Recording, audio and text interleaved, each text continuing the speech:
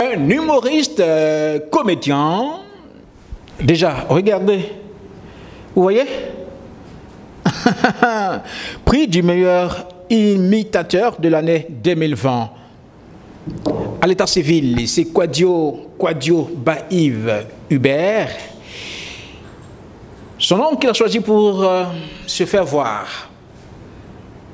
Il s'appelle Fils unique. De qui il s'agit? Voici une personne, un comédien, un humoriste qui, à lui seul, imite plusieurs personnalités. Du président Laurent Gbagbo en passant par Ado et son épouse, à Bédié, à Djoumani et autres. Mais il est bien placé pour vous le dire. Mais aujourd'hui, de façon spéciale, nous allons le cuisiner, comme il le dit, et sur ce plateau avec Dramous Yeti qu'on accueille. Allah, Dram, salut frère. Bonjour, comment ça bouge? Ça va super bien. Bien, merci. Alors, dis-moi, aujourd'hui, nous allons recevoir quelqu'un qui imite nos différents présidents. Je dirais imitation à la perfection. Une imitation, quand vous l'écoutez, vous posez des questions. Est-ce que l'acteur, je veux dire, est-ce que le personnage qui est imité, est-ce qu'il n'est pas derrière la scène? Il y a tellement de perfection dans son art que vraiment, personnellement, il me séduit énormément. Voilà.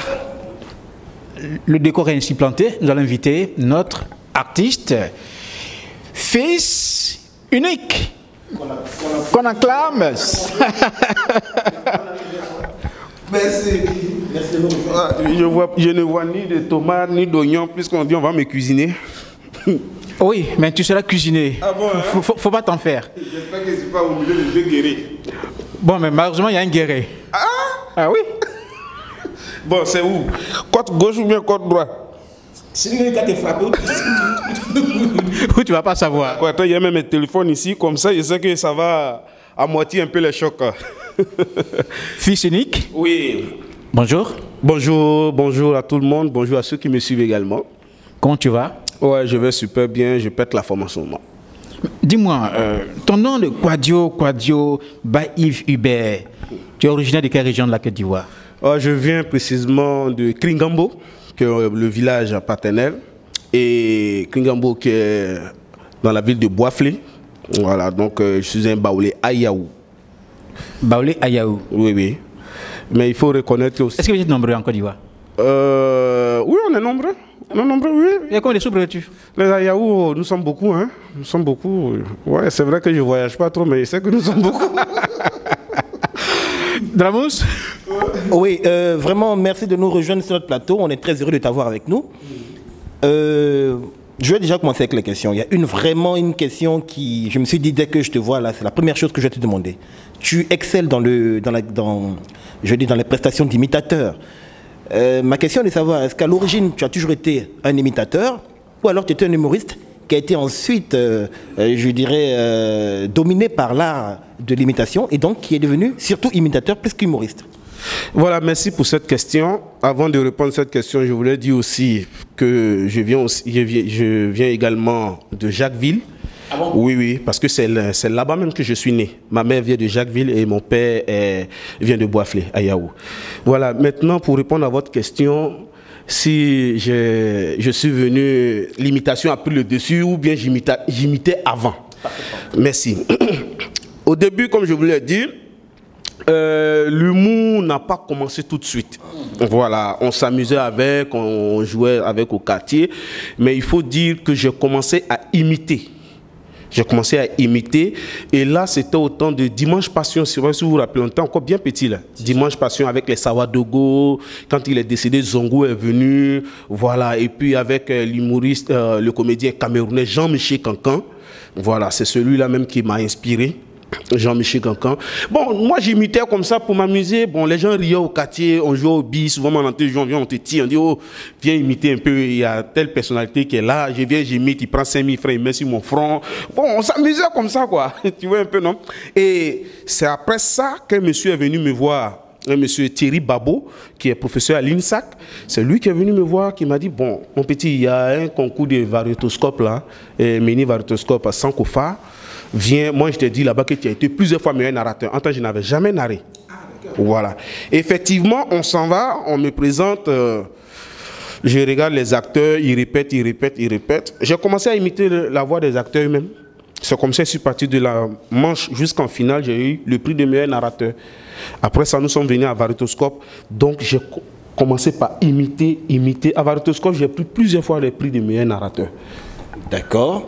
Alors, c'est une qualité que tu travailles ou alors tu penses que c'est vraiment quelque chose qui est inné?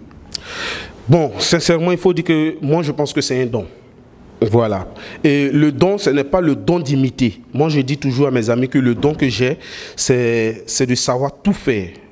Moi, je me dis que c'est cela mon don. Voilà, de savoir tout faire. Donc, quand je veux, à part l'imitation, si je veux faire quelque chose, je peux arriver à le faire.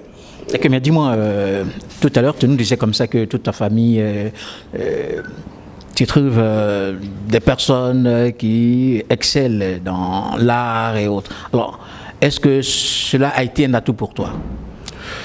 Bon, dire que cela a été un atout pour moi, je ne sais pas. Tu sais, c'est Dieu qui nous crée et c'est Dieu qui met cette semence-là en nous. C'est Dieu qui dit, bon, toi, tu vas grandir, c'est ça qui va te faire manger. Voilà, seulement que j'ai grandi, j'ai découvert que mon oncle Zéhi est un bon guitariste qui fabrique et qui vient vendre à Abidjan. Ma tante Hortense, Akissi Hortense, c'est elle qui m'a appris à dessiner. C'est-à-dire au CE1, on devait faire la croquis de l'œil. Je ne savais pas faire. C'est elle qui m'a appris. Et c'est comme ça, j'ai su qu'elle savait dessiner. Sinon, je n'ai pas appris aussi à dessiner. Quand j'ai fini la croquis plutôt, c'est fini. Vous voyez un peu. Et il y a un autre aussi qui est fort en informatique. Il y a mon père lui-même, lui, quand il cause même la théorie seulement. Ah bon? Oui, même s'il a te raconté un fait, s'ils ont giflé quelqu'un, mais ça m'a aidé de raconter de se faire la théorie. Donc, tout le monde, mon petit frère, lui, il est excellent, mais il a peur de la scène. Lui, il a peur de la scène. C'est-à-dire, il te fait rire là, dès qu'il monte sur la scène, il ne peut pas. Il a tellement honte. Donc, moi, je sais pas, peut-être c'est un avantage aussi. Voilà, donc je profite. Et puis, je suis le seul qui a accepté ce métier-là, d'être artiste. D'accord, fils unique, ça fait combien d'années aujourd'hui? Depuis 2010, 2020, on va dire 10 ans. C'est ça, non? 2010, 2020, voilà, 10 ans. Sinon, c'est plus que ça. C'est plus que ça. Mais ce qui est, je veux dire que c'est à partir de 2010 que j'ai commencé à prendre au sérieux. Voilà, le milieu de l'humour, je commençais à prendre au sérieux. Vous savez, quand on était petit, on faisait souvent des conneries à la maison. Voilà, et tu vois le père qui te dit, lui, il t'attend seulement à 2 h du matin. Là, il ne sait pas s'il était militaire, il était un célèbre militaire, hein, mon papa. Là, il t'attend à 2 h du matin, c'est là, il vient te chicoter. Donc, tellement on était habitué à ça. On n'a pas dormi jusqu'à 2 h du matin, on l'attend. Donc à partir de 23 h, derrière moi, il commence à découcher. Voilà, et quand il vient, il ne me voit pas. C'est dans découcher là. Je me promène, je vois des funérailles. J'ai connu l'artiste Zouglouman Fitini qui faisait rire les gens. Moi aussi, il vient, il prend le micro, il dit, ah, donnez-moi, il est passé. Dans la nuit, là, où moi, il a échappé chicote là. Il vient, il fait rire les gens. Là. Bon, un moment, mon père aussi a commencé à me punir. Ah non, non, non, non. Il n'aimait pas là, hein. Je ne sais pas pourquoi. Il ne voulait pas que mes tableaux, il déchirait tout, il cassait tout. Quand on m'appelle pour dire qu'il y a un spectacle là-bas, il m'enferme dans la chambre, il ne peut pas partir. Une anecdote comme ça, on était en finale de mini Varitoscope. J'étais meilleur narrateur du début à la fin. En finale, on doit partir remporter. Il dit, il ne faut pas moi, je vais sortir. Et il a fermé la porte. J'étais obligé de casser la porte pour fuir. Mon papa m'appelle, il se bloque, il fuit. Je m'en vais, je prends le prix de meilleur narrateur. Et on remporte mini Varitoscope. Ouais. Bon, quand il a commencé à me punir à la maison, il peut rester à la maison 2 jours, il ne mange pas. Il dit, bon, d'accord, voilà un truc qu'il fait, on met l'an sur mon front.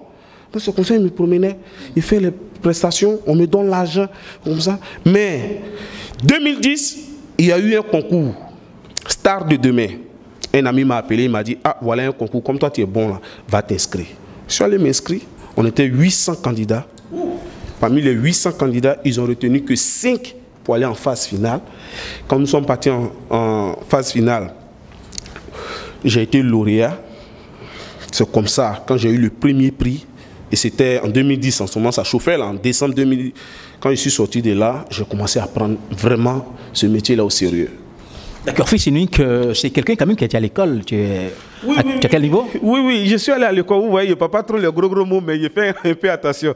Je me suis arrêté un peu au terminus, c'est-à-dire en terminale. Avec le bac? Non, non, pas le bac. J'ai fait 3 fois, mais le bac l'a dit, pardon, il faut laisser. Justement, dans vos propos tout à l'heure, vous avez mentionné le fait que votre père a brisé vos tableaux. Ça veut dire qu'en dehors de l'humour, vous avez déjà embrassé d'autres formes d'art.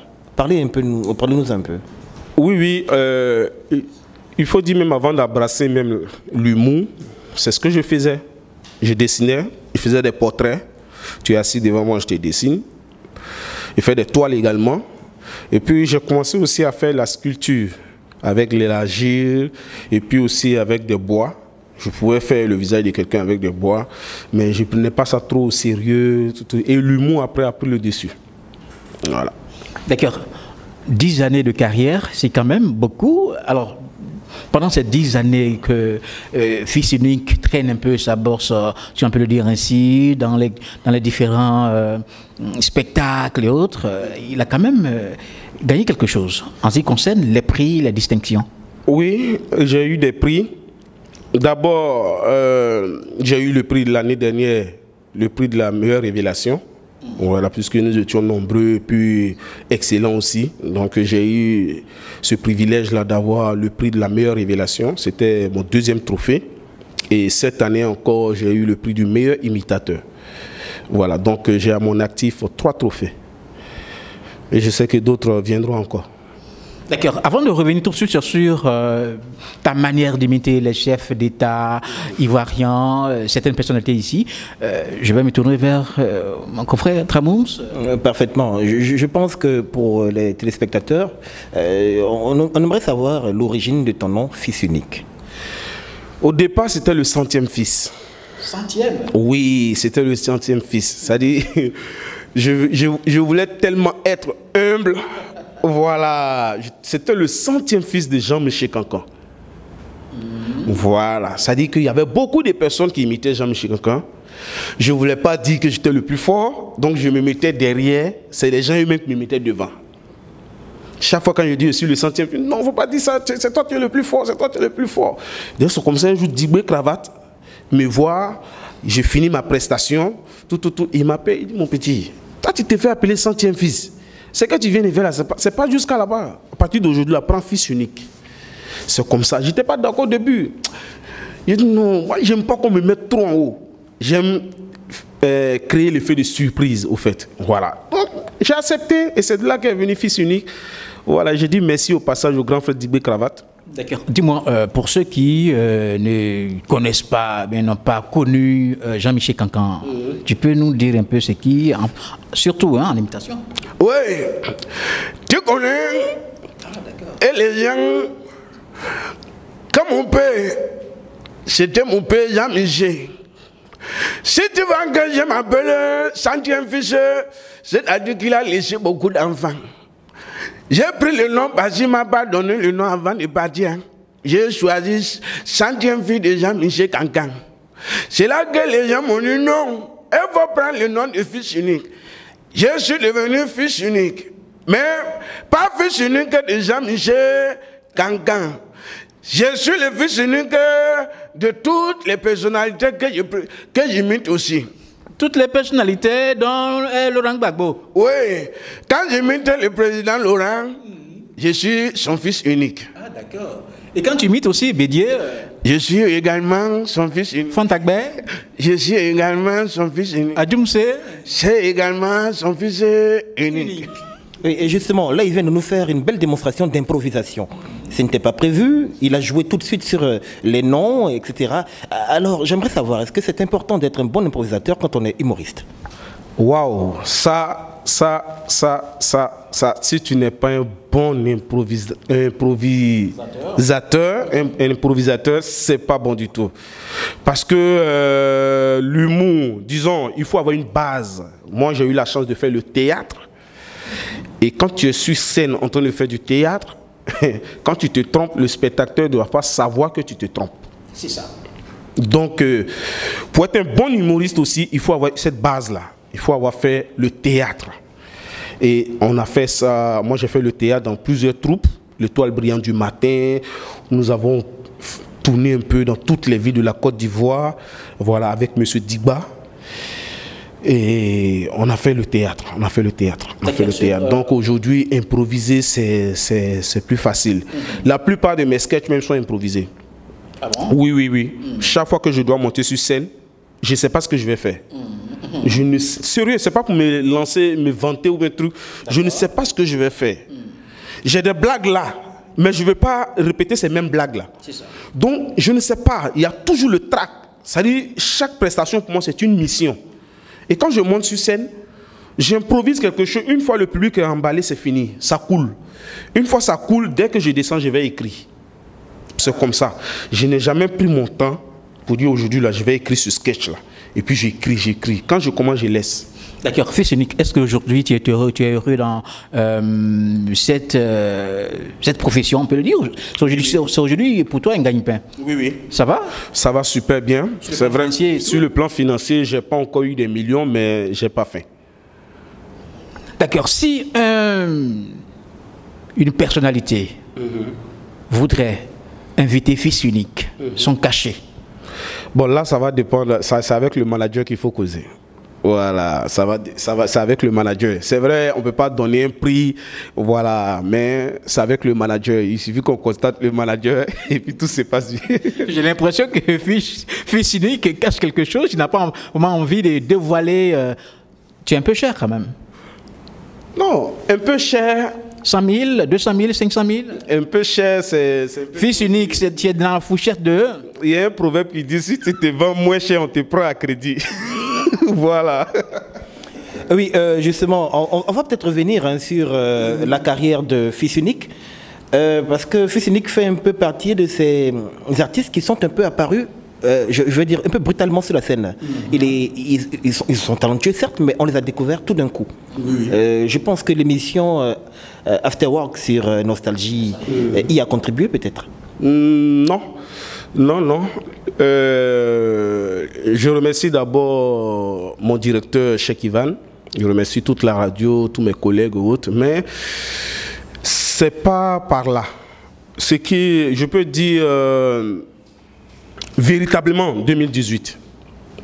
Voilà, c'est-à-dire qu'on a connu Fils unique parce qu'il y a une grande émission aujourd'hui du Mou.